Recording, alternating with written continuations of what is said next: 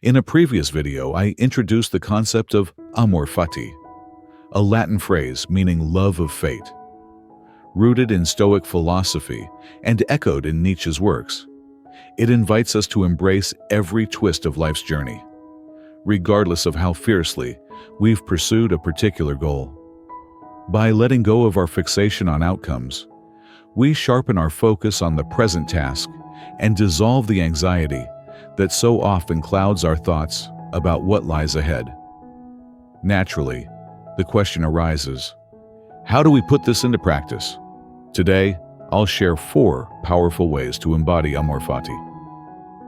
Now, let's explore amor fati. The idea is beautifully simple, yet its execution challenges us. Our minds naturally wander into the future, spinning tales of what might be.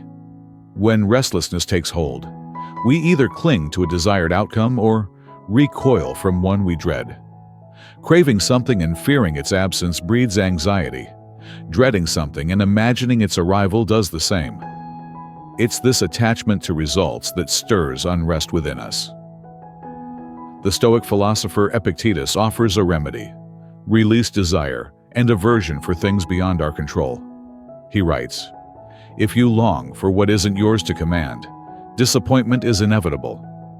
Even with things worth wanting that you can control, you don't yet possess them. Pursue or avoid lightly, with gentleness and restraint." Wise words, but living them is no small feat. Humans are wired to seek what enriches life: wealth, good food, friendship, love, and to shun what diminishes it. The Stoics label these indifference, split into preferred and dispreferred. It's only human to feel unease at the thought of losing what we cherish or missing out on what we crave. Yet, the Stoics remind us of a liberating truth. Happiness doesn't hinge on these externals. Since they're unreliable and beyond our grasp, they're shaky foundations for joy. Still, countless people torment themselves with endless worry about tomorrow. Controlling the future is a fool's errand. We can't. What we can shape, however, is our stance toward whatever comes. Here are 4 ways to do just that. Face what you fear. Often, what we dread isn't as terrible as we imagine.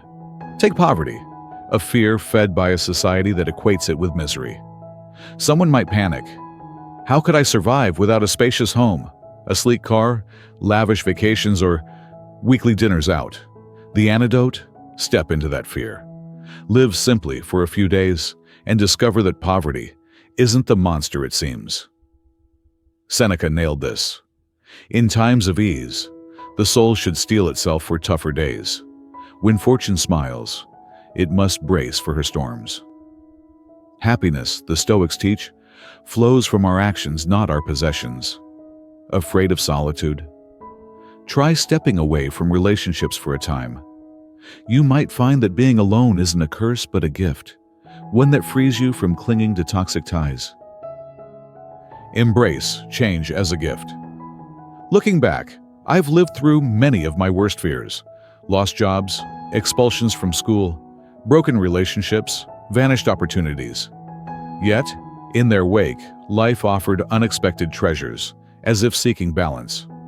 After college, the financial crisis left me jobless, stuck in roles I never wanted. But those years, they reshaped me in ways I couldn't have planned, and I'm grateful for it. Epictetus advises, don't wish for life to bend to your will. Wish for it to unfold as it does, and you'll thrive. Every loss, be it a career, a marriage, or wealth, hides a seed of possibility, waiting to bloom. Understand happiness adapts. I've spoken before about how happiness shifts. A 1978 study by Brickman Coates and Janoff Bullman compared lottery winners, paralyzed accident victims, and a control group.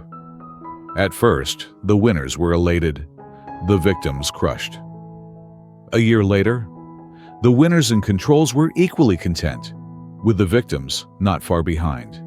If happiness adjusts, why dread the future?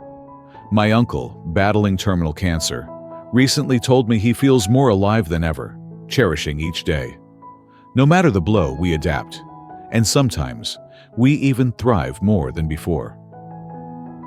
Live in the now. These lessons converge on one truth. We don't need externals to be happy. It's a myth. Joy and sorrow are relative. The future is neutral until our minds judge it. Change is life's heartbeat. Resisting it is resisting existence.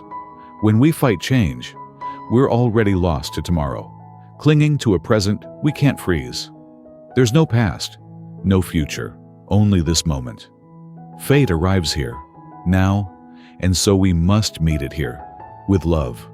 Why fret over what hasn't come? When it does, embrace it fully, for it will soon slip away. Regret comes from missing the beauty right in front of us. Amor fati is the art of loving what is, needing nothing beyond today. Seneca, reflecting on Epicurus amid torment, said, "This day and one more have been my happiest." Thank you for joining me on this journey.